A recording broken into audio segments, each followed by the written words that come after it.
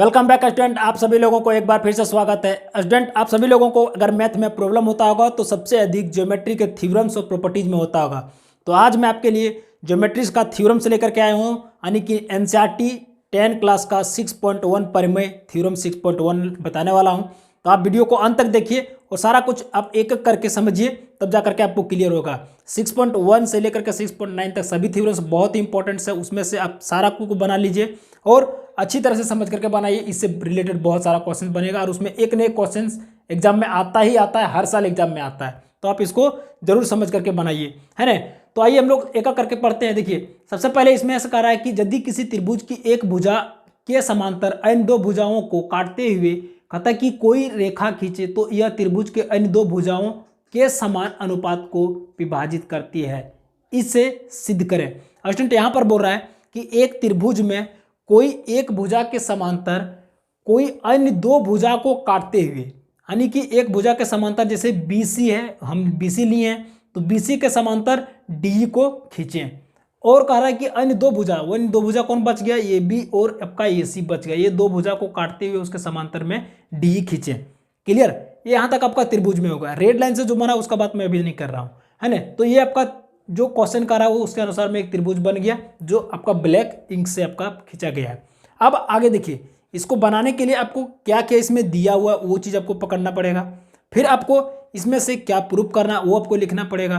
फिर आपको इसमें से, है ना, क्या आपको कंस्ट्रक्ट करना है, क्या इसमें बनाना है वो चीज़ आपको लिखना पड़ेगा। तो ये चीज़ें तीनों हो गया, फिर आप प्रूफ में चलाइए, है ना। तो वही चीज़ मैं देखिए मैं लिख के रखा हूँ थोड़ा टाइम बचाने के लिए, है ना। इसमें दिया हुआ क्या, BC समांतर आपका DE। जैसे देखिए BC समांतर DE आपका क्वेश्चन में ही दिया हुआ तो हम लिख दिए।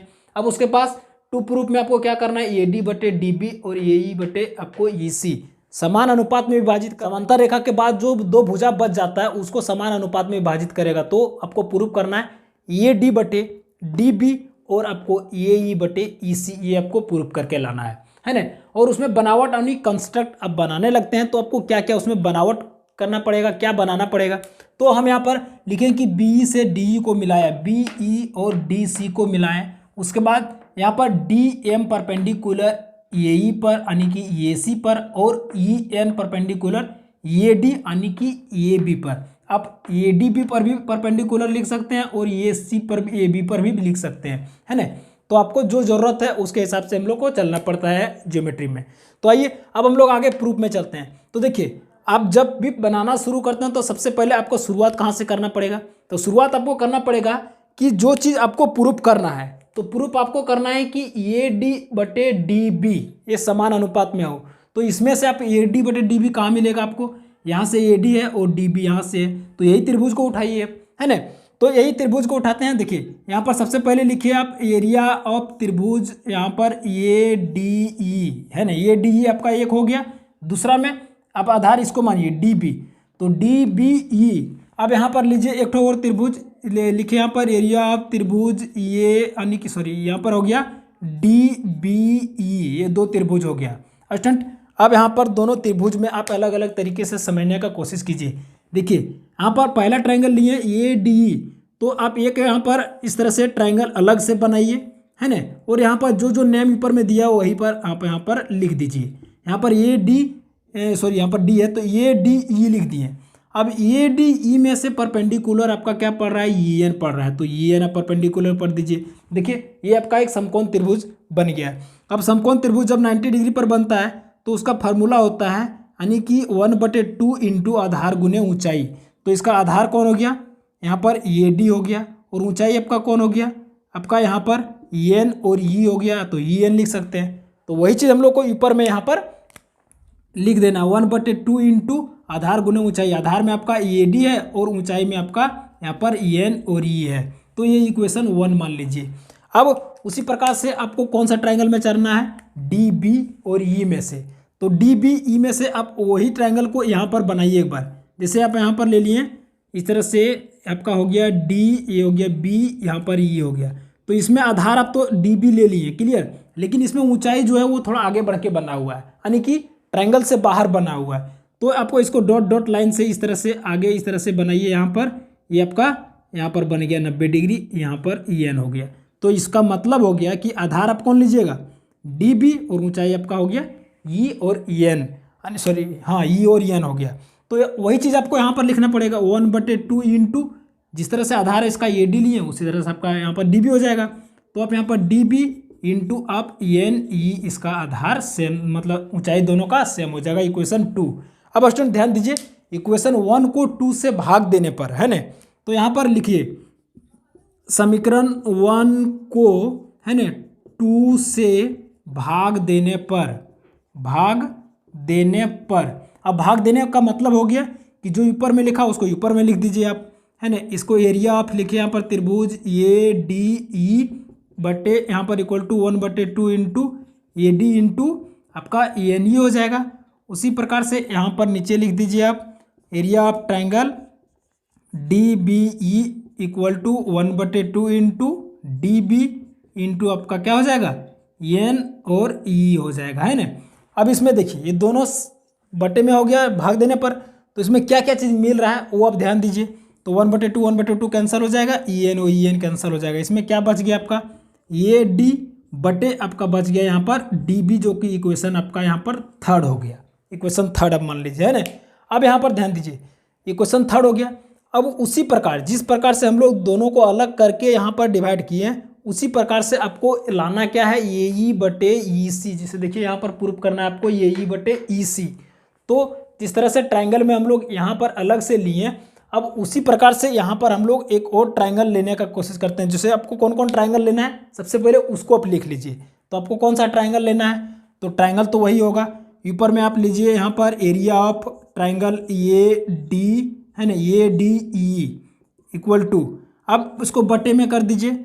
अब यहाँ पर होगा इसमें एरिया आप देखिए यहाँ पर बात कर रहे हैं ए ई का, तो ट्राइंगल तो आपको ए डी ई लेना पड़ेगा। जब बात करेंगे ई सी का तो ट्राइंगल आपका क्या हो जाएगा ई डी सी। तो वही चीज़ आपको यहाँ पर लिखना है ट्राइंगल ई डी सी हो गया।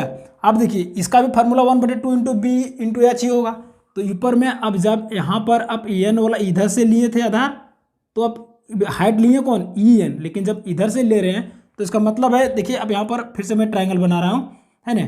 तो आपका ये हो गया, सपोज मान लिया कि ये ट्राइंगल हो गया आपका ए डी है ना, ए डी और ई। तो इसमें ऊंचाई आपका कौन हो गया, ऊंचाई आपका यहाँ पर हो गया ए एम। तो ये आपका ऊंचाई और ये आधार हो गया। तो वही चीज़ आपको यहाँ पर लिखना पड़ेगा 1/2 इंटू आधार, आधार क्या है ए ई और ऊंचाई क्या है आपका A D E M. Clear. अब उसी प्रकार से ट्राइंगल में यहाँ पर चलाइए डी ई सी में से, तो आपको डी ई सी में से ट्राइंगल आपको अगर यहाँ पर बनाना है तो आप इस तरह से एक ट्राइंगल बनाइए, ये डी यहाँ पर सी और इस तरह से आप चलाइए यहाँ पर ई।